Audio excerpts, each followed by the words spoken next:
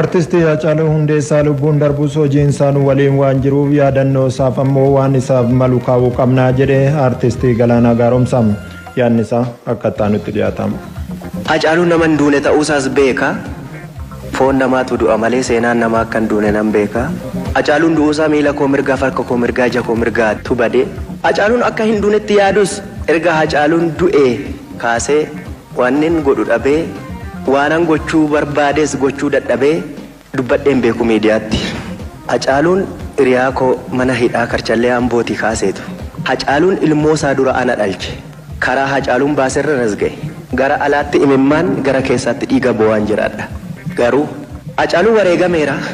Dhaqeen fidu wabiin ta'uu fi homaa gochuuf hin danda'u. Bo'uun qofti sana Haacaaluu nan galchisiisu. Haacaaluun gaafa hospitaalaa baasu kaanee Haacaaluun akka Finfinneetti awwaalamu fedhii koo fi fedhii namoota hedduuti.